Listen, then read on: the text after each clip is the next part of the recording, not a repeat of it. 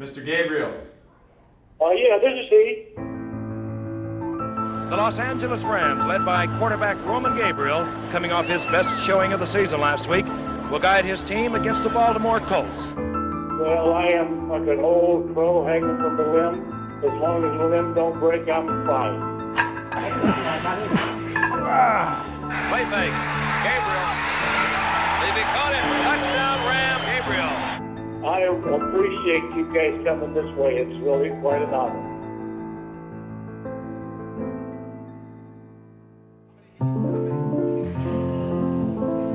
How many times did you get cut off? 6. 6 times. My last one in LA, I had strip ligaments, and they did what they call a reconstruction, where they drill holes in your both sides, take your hamstring and wrap it, tie it off. It's bone on bone. I don't have complete flexibility, but it works. 16 seasons as an NFL quarterback can have indelible effects on the body, especially if you play the game the way Roman did. My mentality when I scrambled, because I got hurt in the pocket more than I did running. If I was running, I would try to know where people were coming from, and I'd pick out one guy, and I'd go for it, and I'd go with my shoulder. Yeah, get even.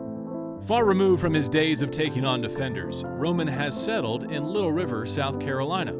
Although quite different from the big stage and bright lights of Southern California, Roman is still the main attraction. That's my neighbor, my friend, Manny. 90 years old. He's taking pictures of ladies that want to be in Hollywood. Come on, Brenda. I'll come to you, baby. Darvis, this is why I come to this gym. Go to the gym, spend 2.5 to 3 hours, and as you saw, an hour of that is talking to all my buddies. My doctor said, you know, if you live a boring life, you live longer. Well, my life is very boring, but I'm satisfied. It's great to know that you had a chance to do it for 16 years and do it the best you could. And the fact that people do remember what you did means you must have left your mark and done something right. So I was very just lucky, because I don't know of any other Filipino-Irish quarterback that's played in the NFL. I have a little character, cartoon character on my wall, and it's this giant-sized guy, Gabriel, and he's in his uniform, and his head's in the clouds, and he's getting ready to throw a ball, and there's 5 little ants where the offensive linemen were standing around like we're going to block for him. But this guy, he was big enough and strong enough that even if one of our linemen got through, they'd hang on his leg and he'd still deliver the pass. Gabriel's name began making headlines at North Carolina State University. At 6'5", 240 pounds, Gabriel was the first of his kind, a big, tall quarterback with a rocket arm, the original gunslinger.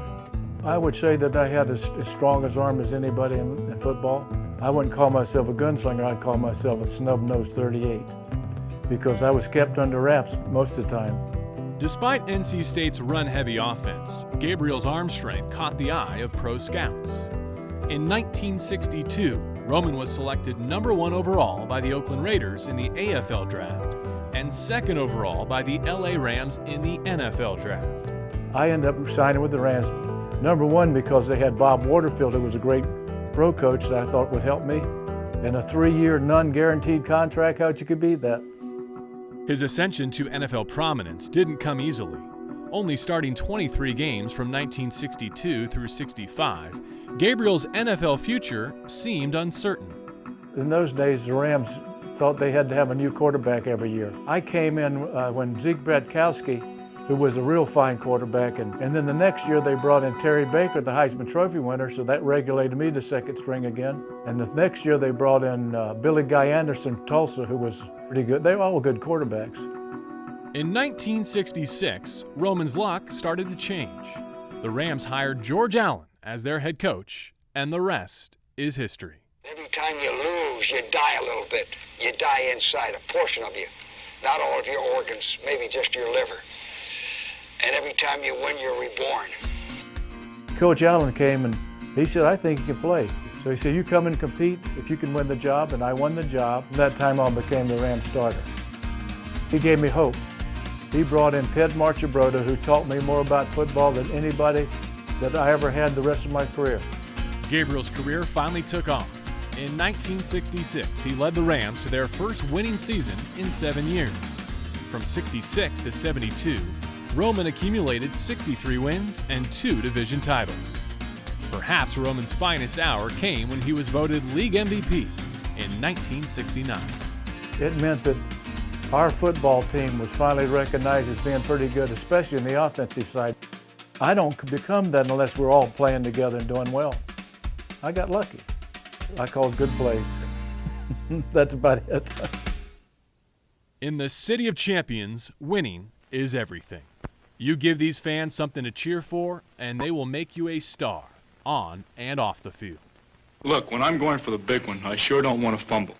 And that means using the hands just right. Roman's knack for making big plays transitioned onto the big screen. He earned several roles in movies and commercials. His most notable role was in Undefeated, starring John Wayne. Outside of my college education, there's not many things I would have been able to have if it wasn't for being a Ram. Introducing Roman Gabriel, the great pro quarterback making his screen debut. I actually did a small part, movie called Skidoo with Jackie Gleason, which I had a 5-minute part. With me having been a quarterback, I might have been on Skid Row being the best garbage man my dad said I could be. And there's the Roman Gabriel grip. It takes 2 hands to handle a Whopper, the 2-fisted burger at Burger King. Life in sunny California was going great for Roman until the early 1970s. Gabriel began to miss game action due to injuries, and the Rams would soon part ways with their signal caller, leaving his career in question.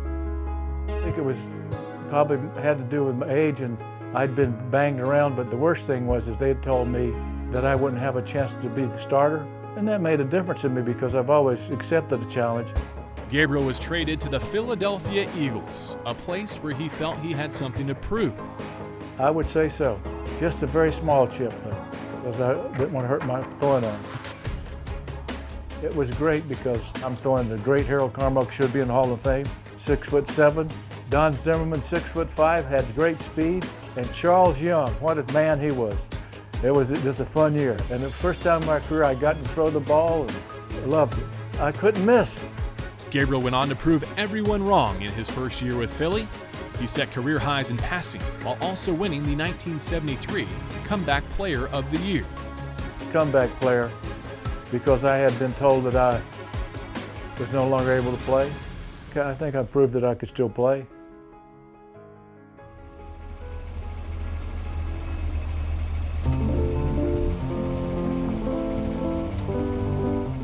When he got traded, really ended up hurting his career. I think we could have played championship football with Gabe going on just as we had before. Just one of those things, that's what happens in football.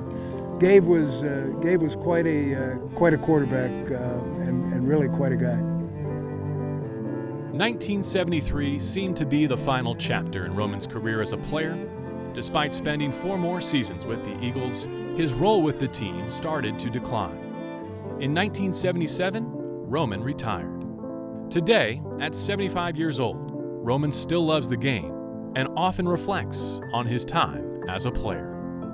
Of course, this is my offense. Mr. Mack, Mr. Iman, Mr. Schiavelli, Mr. Brown, Mr. Cowan, Mr. Truax, Mr. Tucker, Mr. Josephson, Mr. Bass, Mr. Gabriel, Mr. Ellison, Mr. Mason, and Mr. Smith.